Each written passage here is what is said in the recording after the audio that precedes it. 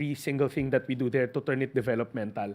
To make it developmental, 4 things has to happen. 1, it should be targeted. It's not a shotgun that everybody, even yung hindi nangangailangan, makakatanggap. We target those that need it the most. 2, it should be conditional. 3, it should be measurable. And 4, there should be clear exit mechanisms so that it doesn't turn into one program on top of another program. In the case of the food stamps, ang plano natin dyan, like I said, it's targeted because we've already identified the 1 million food poor families. These are families that do not make beyond 8,000 pesos according to the PSA. 8,000 pesos monthly. So that's the target side of it. It's conditional. Similar to other food stamp programs, there will be a work component to it. Ang argumento kasi ngayon, di ba, pag gutom ang isang individual, hindi siya makaparticipate, hindi siya makatrabaho. Kulang yung caloric intake. So kung hindi siya makapagtrabaho, hindi siya produktibong mamamayan ng ating bansa. So ang gagawin natin dito, we will supplement the family's intake so that they mawala yung feeling of hunger. Thereby, makahanap siya ng trabaho and thereby they become part of the workforce of the country. Ang condition nga doon is when you're signed up, you have to go to your nearest public employment office, get a certification that you are now being counted as part of the workforce. No matter what job it is. Alam naman natin, iba-ibang skill sets, iba-ibang angkop na trabaho. Pero ang importante, nagtatrabaho ka na. Okay. Pia Gutierrez, ABS-CBN. Sec, paano yung funding nito? Saan siya manggagaling? Because yesterday, the President said that the food stamp program is just still on the pipeline in partnership with the ADB. Tama yun. It's a very good question. Let me just step one step backwards saan nanggaling to. Remember, the President's dream during the campaign was to end hunger. Ang pangarap niya, walang Pilipinong pamilya dapat natutulog ng gutom. That's why we made this bold statement, walang gutom 2027. We want it to be the President's legacy that right before he steps out of office, wala nang Pilipinong gutom. As he evolves the economy into higher yielding jobs, we have to make sure that we're making the right human capital investment so that they can partake of those jobs that's being generated. Kasi diba, we don't want it to be a scenario wherein the President's evolving the economy, evolving the types of jobs that's being generated, pero 1 million Filipino families cannot partake of that fruit of that economic change. We want it to be inclusive. So, tama ka, it's still in the design stage because what's happening right now is we are working with the World Food Program who has vast technical expertise when it comes to running food stamp programs worldwide. And then, the ADB was kind enough to provide close to $3 million for the 6 months pilot that will run in the middle part of this year towards the latter part of this year. So this year, we're in the design and piloting stage. What does that mean? In every big, large-scale program, you don't want to launch it without studying it and going through the details. So they've identified 5 pilot sites coming from different geopolitical characteristics. Meron tayong in the Barm area, what used to be a former conflict area. 2, geographically isolated regions or provinces. 3, in urban poor settings. 4 and 4 will be calamity-driven, stricken areas. And the 5th will be rural poor. So we have to make sure that yung konteksto ng programa will be designed na naaangkop sa bawat lugar. Kasi what might work for one may not work for the other, but the general framework should be the same. Access to food, nutritious, delicious, and affordable food for every single Filipino family. So the remainder part of the 6 months, fully funded by grants from the ADB. That's why the President opened it yesterday in ADB, and we are thankful. The DSWD is very thankful to the technical support and grant support that the ADB has extended to us. So with that, sir, could you walk us through the timeline, sir? Kailan ang start ng pilot testing and when do we expect it to launch nationwide? Yeah. Well, first things first, we are in the design stage. As we speak right now, meron na tayong first draft ng design, and we will spend the remaining months of May and June in the design stage. We all know that the devil will be in the details, and we have hired multiple consultants in the department to take a second look at what's being designed para may check and balance. Noteworthy will be Professor Briones of PIDS, who is a known hunger and poverty expert. He has volunteered to jump on as a consultant of the department para whatever is being produced na design in those right shops will be given a second glance. I just don't have his first name. I call it Roel, I think. Roel Briones. Also, we are working with PSA's in-house poverty expert who is their USEC Dennis Mapa. He is helping us craft the concept there. So the remaining May and June, we will work with designing it. Now, July to December will be the pilot run for those regions that we've identified. We actually have the municipalities, but we just want to vet them properly. And then we have to also work with the economic team on trying to package the economic side of it or the financing side of it. So hopefully next year we get to do the actual run. Early part, first quarter of next year. But we have to point out that we won't not also do it simultaneous 1 million. That's trouble waiting to happen. We have to do it in a progressive manner. We have to do the pilot at 3,000 families, 300,000 hopefully next year sa first run, another 300,000 right after, and then hopefully reach the magic number of 1 million on the succeeding year. But all throughout that program, we will continuously measure and we will keep on measuring the beneficiaries. Okay. Maricel Halili, TV5. Hi sir, magandang umaga po. Sir, paano natin masisiguro na sa pagkain lang magagastos yung 3,000? It's a very excellent question. And I will now borrow the President's line. We use food as currency. Meaning, the digital cards kasi that will be given to them, let me just point out that this is also in tune with the President's drive na digitalization. Baka iniisip natin, these are like your manual food stamps na mano-mano. No more. We're working with the WFP on a digital platform wherein they get tap cards. Now, the tap cards will not be loaded with money, but they will be loaded with food equivalent. Meaning, we also work with the FNRI family in crafting the program, wherein I created multiple baskets to choose from. So, yung baskets are always composed of 50% carbs, 30% protein, 20% fats. So, mamimili ka lang within the food group. So, let's say you go to an accredited partner retailer. You get to choose lang from a selected list of food items in that food group. So kung carbs, it's either rice or whatever you may have. So hindi to tipong cash na ibibigay natin. We use food as currency. I'm sure somebody will ask that, who are the retailers? That's the exciting part for us. What we're doing right now is creating a whole ecosystem of farm to table. Remember, the President's drive was making sure that our farmers are taken care of. And that's why he set up yung mga kadiwa ng Pangulo. That's the farm to market part 1. The part 2 is we extend that ecosystem to market to table. So with 1 million Filipino families subscribed to it, we can also tap into our kadiwa ng mga Pangulo as outlets. 2, MSMEs, mga mom and pops groceries. And 3, obviously, because of their scale and their magnitude, mga big grocers. We've spoken to them, every single brand there is, and there's an appetite to participate in this program kasi we want it to become a movement. Ending hunger is not just the government's job. Ending hunger is everybody's job. It's not right that 1 million Filipino families are sleeping hungry and saying na bukas, I've lost all will to get out of poverty kasi chronic na yung poverty nila. Kung gutom ka ngayon, hindi ka makakapagtrabaho, bukas gutom ka na naman. And the cycle keeps on going around and around and around. And sir, paano po natin malalaman kung sino sa kanila yung graduate na dun sa programa? Okay, 2 things that we will use. That's the measuring part. Remember, SWS and other outfits always run that quarterly hunger index na lagi nating na-feature. The recent one, I believe, was it went down from 11 to 9%. You can fact check me on that. I just don't have the detailed figures in my head.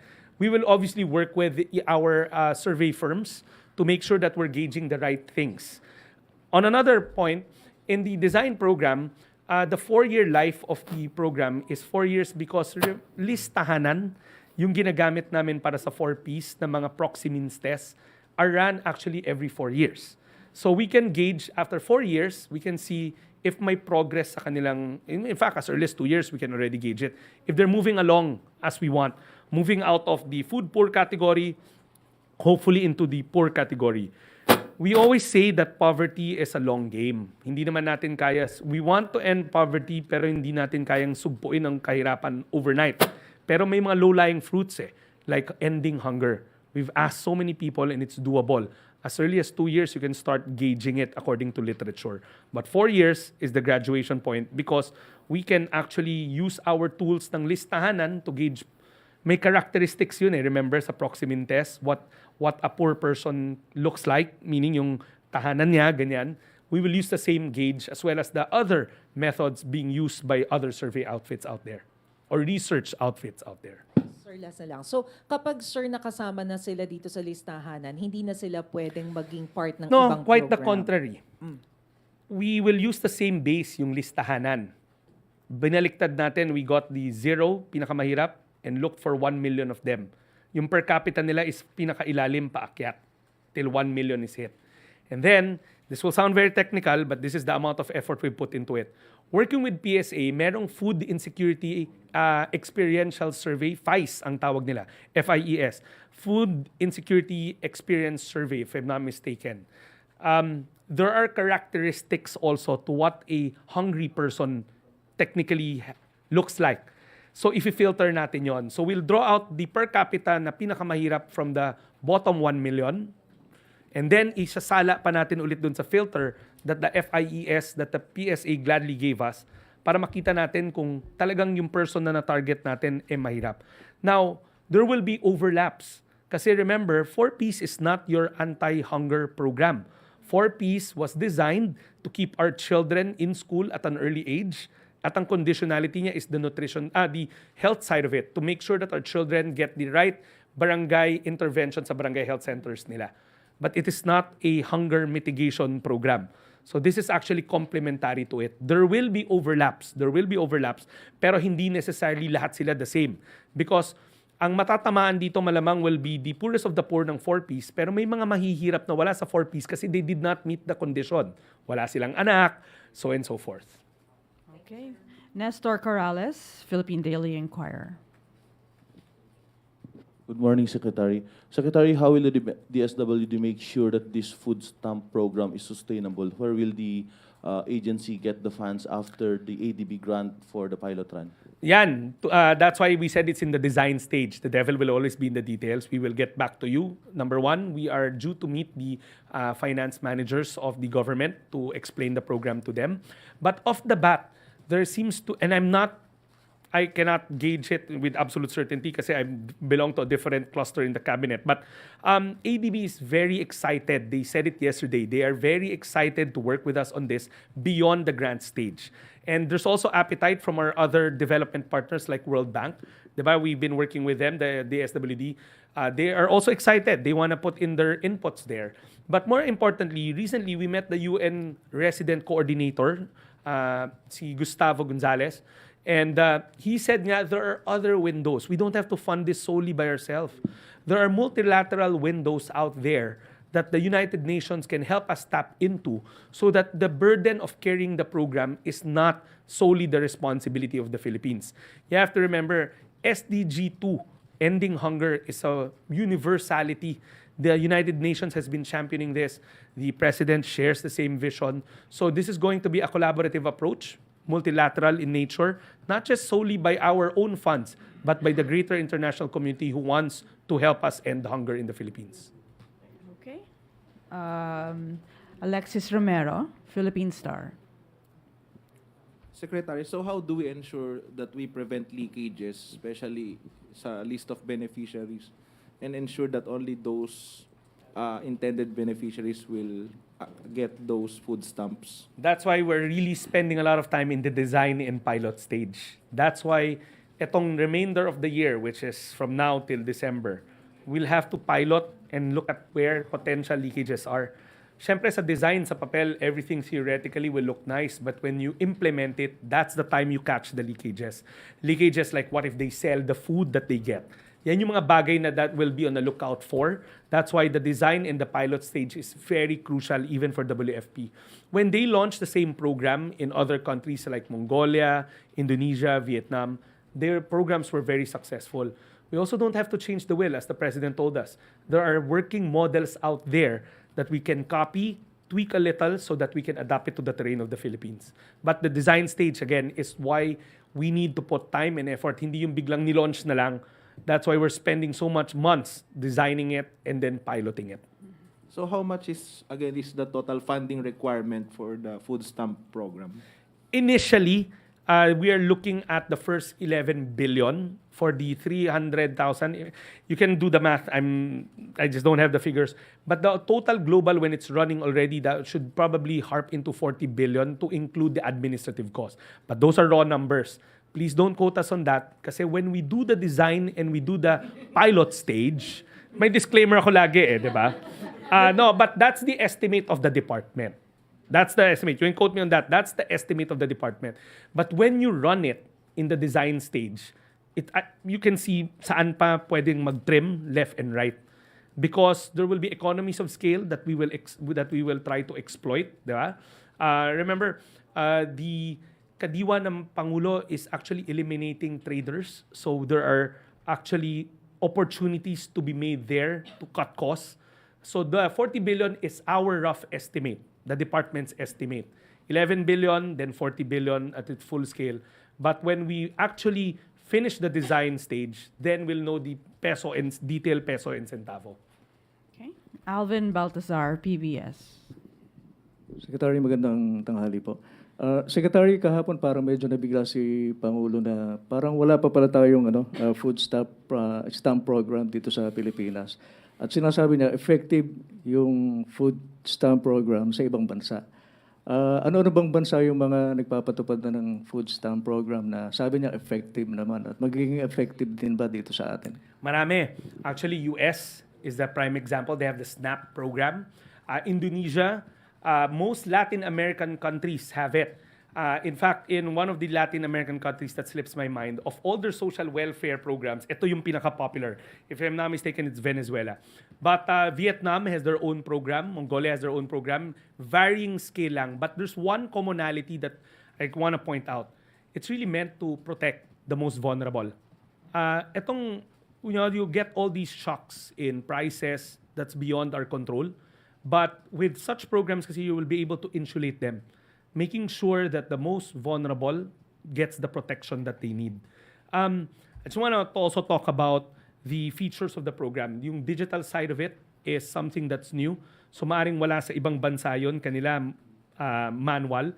So atin, it's going to be a rev-up version, staying in line with the President's directive of digitalizing, making social welfare easier. Tawag na namin doon, ease of social welfare.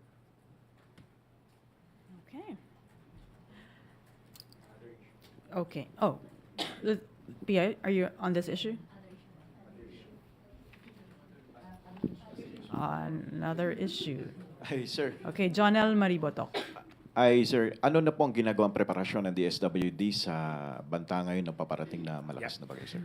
Well, actually, pabalik ako ng department because we're supposed to meet our beat reporters there about the preparation. Pero since mga same outfit nyo rin yun, so saves us the trouble of doing it. Early on, we have pre-positioned goods naman everywhere in the country. We have worked with Pagasa on the modeling that it seems at this point, kasi it's very early, it's going to affect Regions 2, Regions 1, all the way to Batanes. But again, sabi nga nila, the path can change, but malaki siya eh. So what we've done is we've augmented the stockpiling of food packs up north. Right now, ang average kasi nila will be at around 30 to 50,000 in those two regions independently of each other. Naka-preposition na yon. But we're doubling it up. The goal there is to double it before the end of business tomorrow. We've already started mobilizing as early as this weekend. So the food packs will be there. And then our field offices are now tasked to work with the local government units to see to it that the local government units in those areas that may be affected know that the logistical support of the DSWD is around. Kasi alam naman natin na the first line of defense will be the LGUs, but DSWD has the mandate for response. Sir, do we have enough budget para... We do. The Quick Response Fund of the national government will kick in naman.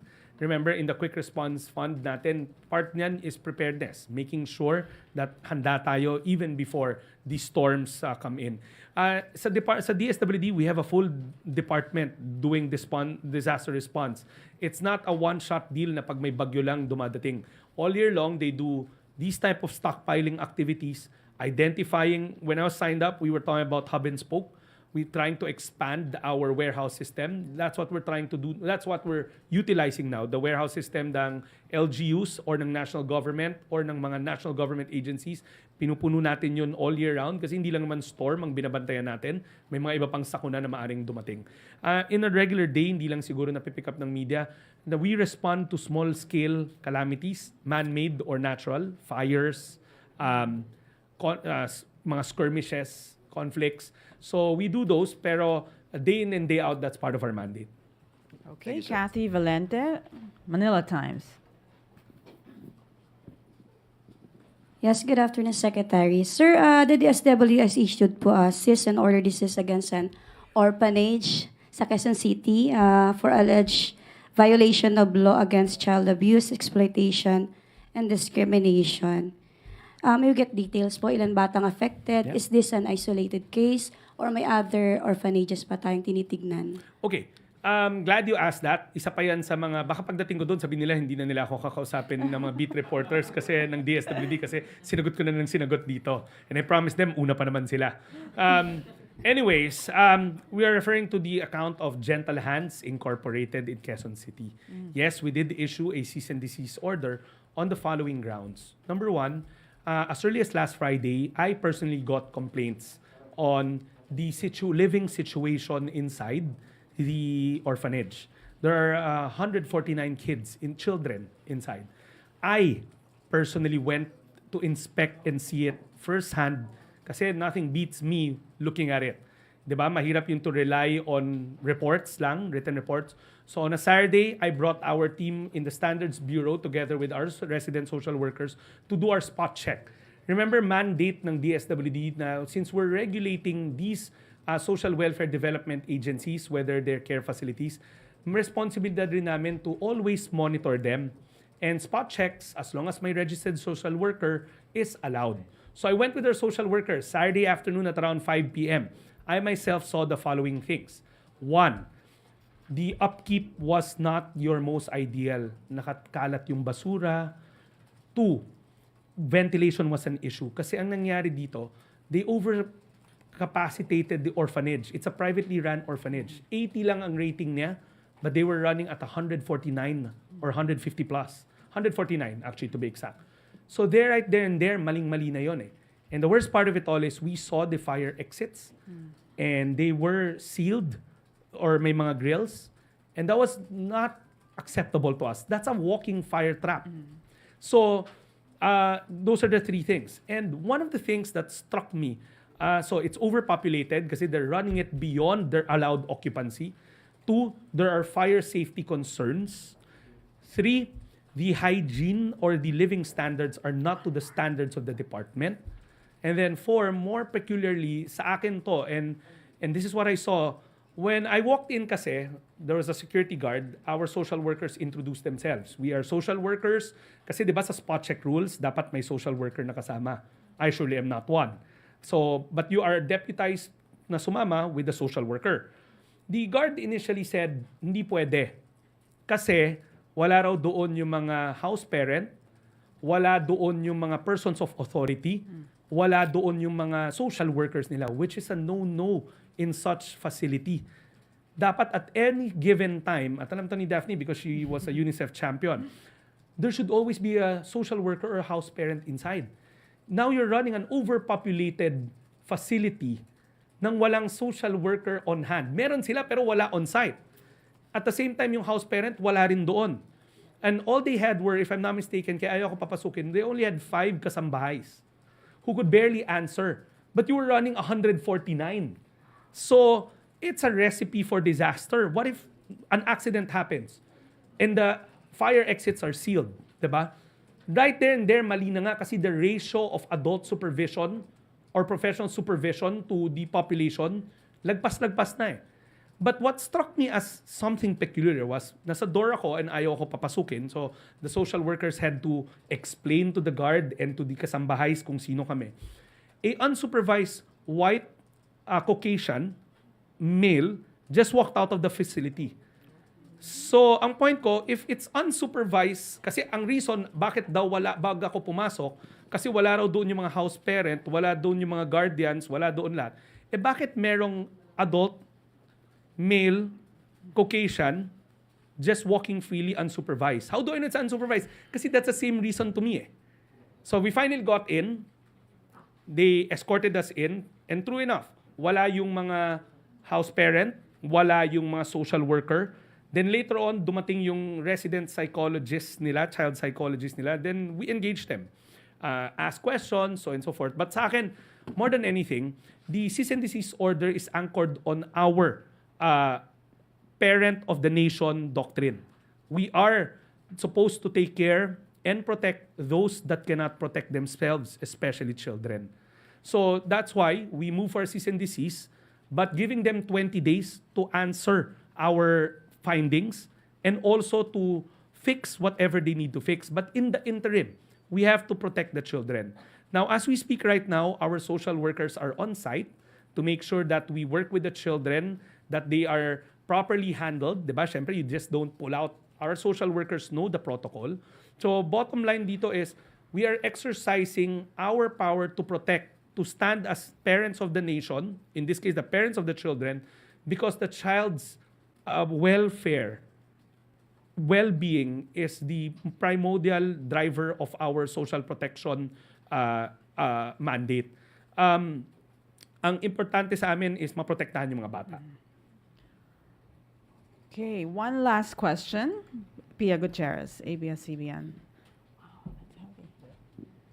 So sir, pag hindi po naayos itong mga issues na to, anong plano natin dun sa mga bata? Well, there are protocols in the department. No, the kids will now be moved to our care facilities. Even in the 20 days, you cannot keep them there. Because nga may mga imminent danger findings na kami. Kasi tinatanong daw sa amin, ba't ang bilis? Precisely, dapat mabilis. Because there's imminent danger. And we have to make sure that children are protected. Hindi na kami mag-aantay na may masaktan pa bago kami gagalaw. These are regular programs that we did. When I took the helm of the department, we had to evaluate every single program, not just our social protection program. We had to evaluate our development programs. We had to evaluate everything. Siyempre, bago ko eh. So I want to take stock of what we have. And it so happened that this is one of those na nakita namin na issues that we have to address. So mas magandang tanong is, ano mangyayari dun sa institution if they don't get to correct the issues? Then we have to go through the accreditation and the licensing issues. But for now, the main goal is to protect the children. Okay. Wow. Thank you so much, Secretary Rex Gatchalian, and thank you, Malacanang Press Corps. Have a good afternoon. Thank you. Oh, that's pretty heavy. So are you doing that? It's precautionary. Like, are you doing it with other?